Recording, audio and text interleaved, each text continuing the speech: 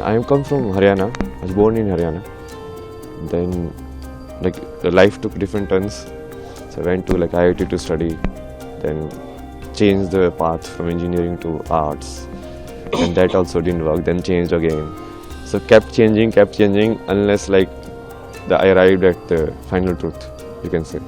फर्राटेदार अंग्रेजी, आईआईटी बॉम्बे जैसे प्रतिष्ठित संस्थान से एरोस्पेस इंजीनियरिंग की डिग्री, पदन पर भगवा चोला। प्रयागराज में चल रहे महाकुंभ में ये बाबा काफी चर्चा में हैं।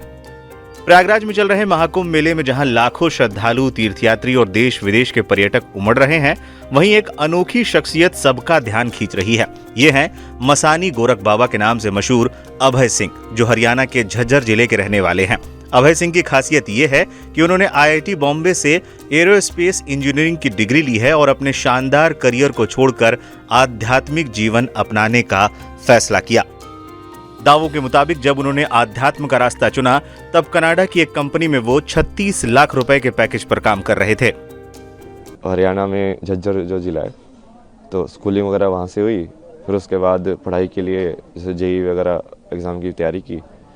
तो तैयारी करने के बाद फिर मुंबई गए, आईआईटी मुंबई, एरोस्पेस इंजीनियरिंग के बाद वही उसको ऐसे समझ में आया कि ये आधा अधूरा ही है, कि इससे तुमको क्या मिलेगा। मतलब ठीक है, पैसे तो मिल जाएंगे, बट वो क्या तुम वो वाली चीज़ पूरी लाइफ भर कर सकते हो क्या सेम। अब वो लाइफ भर यदि नहीं कर सकते हो, मतलब तुम उब जाओगे इस चीज़ से। तो मेरे को वैसा चाहिए था, लाइक पूरा जॉब, लाइक हाँ ऐसी चीज़ मुझे मिल जाए जो मैं करता रहूँ, बस मज़ा आता रहे, लाइफ चली जाए पूरी। और उसकी खोज में तुम निकलते गए। फिर जैसे मीनिंग ऑफ लाइफ तुम ढूंढते रहते हो, यार ये लाइफ का मतलब क्या है, मुझे क्या करना चाहिए। आगे बढ़ते जाते हो। उसमें बहुत सारे ऐसे रास्ते आए, बहुत सारी चीज़ें हुई बीच बीच में, यहाँ वहाँ मोड़ आए बहुत सारे। धीरे धीरे आके फिर तुमको वही फाइनली वही तुम वैसे ही देखते हो कि जो होना होता है वो वैसे ही होता है। तो वैसे ही हुआ, सत्य तक पहुँचा मैं, जैसे भी पहुँचा लड़खड़ा के भटक के।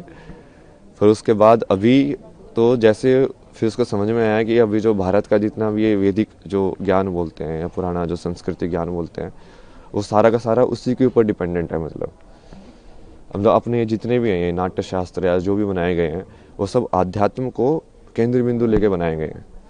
सब राग जो डिज़ाइन हुए हैं, म्यूज़िक से लेके, परफॉर्मेंस लेके, फिर रहन सहन से लेके, फिर जो परिवार का जो विधि है, शादी का विधि है, संस्कार जो होते हैं बच्चों के सारे ये उस चीज़ को केंद्र बिंदु लेके डिज़ाइन किए गए हैं। पूरा सिस्टम जो जैसे आश्रम की व्यवस्था थी पहले कि हाँ ब्रह्मचर्य आश्रम होगा, गृहस्थ आश्रम होगा, तो वो पूरा वैसे ही उन्होंने बनाया है कि अब इस माया में तुम कैसे डिज़ाइन करो कि वो आध्यात्म वाला जो कनेक्शन है वो बना रहे, कि लोग खो ना जाए ज़्यादा।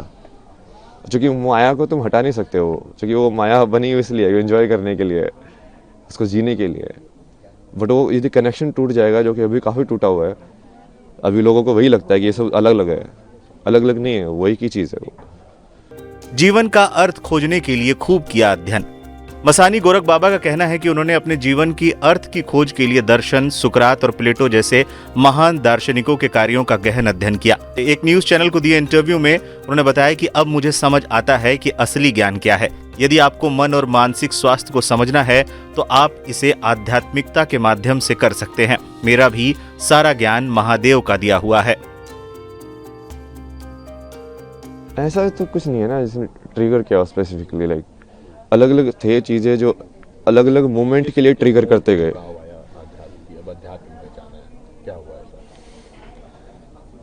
मतलब आध्यात्म आप किसको बोल रहे हो उसके ऊपर है ना जवाब।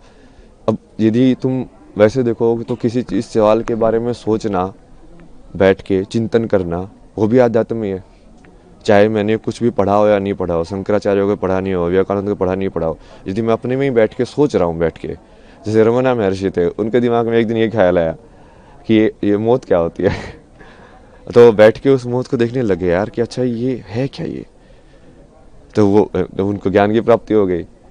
अब आप क्या बोलोगे, क्या ट्रिगर था उसका, वो क्या जरूरी थी? कुछ जरूरी नहीं थी क्योंकि वो करने वाला तो अब वो आध्यात्म से रिलेटेड थे क्या नहीं थे, नहीं उन्होंने तो ऐसा कोई वो साधना नहीं की, कुछ संन्यास नहीं लिया, कुछ नहीं किया।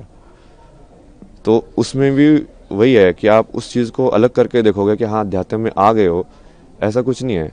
जो भी इंसान ईमानदारी से सवाल करता है, मतलब सत्यनिष्ठा के साथ कि हाँ अब मुझे इस चीज़ को जानना ही है, चाहे वो मैथमेटिक्स हो, चाहे वो कोई फिजिसिस्ट हो, चाहे कोई कैसा भी साइंटिस्ट हो, वो बोलेगा कि नहीं नहीं मुझे इस पूरे सत्य को जानना है, तो वो वही चीज़ में पहुंचेगा फाइनली। भगवान शिव के अनन्य भक्त मसानी गोरख बाबा उर्फ अभय सिंह के इंस्टाग्राम पर करीब 50,000 फॉलोवर हैं और उनके पोस्ट मुख्य रूप से ध्यान, योग और प्राचीन सूत्रों पर आधारित हैं। सोशल मीडिया पर खूब किए जा रहे हैं दावे। मसानी गोरख बाबा आकर्षण का केंद्र इसलिए भी हैं क्योंकि उन्होंने IIT की डिग्री और करियर को त्याग कर एक नई आध्यात्मिक राह चुनी। सोशल मीडिया पर चर्चा है कि अभय सिंह ने प्रेम में धोखे के बाद सांसारिक मोहमाया त्याग कर भगवान की शरण ली। वहीं कुछ लोग कहते हैं कि बेरोजगारी के अवसाद ने उन्हें आध्यात्मिकता की ओर मोड़ दिया। हालांकि उनकी आध्यात्मिक यात्रा के पीछे की असली वजह खुद मसानी गोरख बाबा ही जानते हैं। हंसराज मीना नाम की यूजर ने सोशल मीडिया पर दावा किया, IIT बॉम्बे से पास आउट अभय सिंह को बेरोजगारी ने अवसाद में धकेल दिया और मुंह छिपाने के लिए मजबूरी में साधु बन गया। कुछ लोग इसे अध्यात्म का लक्ष्य बताकर समाज को भ्रमित कर रहे हैं। ये 2 टके के टुटरबाज हमारी युवा पीढ़ी के साथ खिलवाड़ कर रहे हैं। ऐसे लोगों से दूर रहें और जागरूक बने। यशवंत शर्मा नाम की यूजर ने लिखा, प्रेम में मिले धोखे ने अभय को इस कदर परेशान किया कि वो सांसारिक मोहमाया त्याग कर भगवान की भक्ति में लीन हो गया और सन्यासी बन गए। क्या डिप्रेशन में है अभय सिंह? एक रिपोर्ट के मुताबिक अभय सिंह ने IIT मुंबई में दाखिला लेने के बाद अपने जीवन को लेकर गहरे सवालों का सामना किया। उन्होंने महसूस किया कि करियर में क्या करना है। इसे लेकर चिंता और डिप्रेशन में चले गए।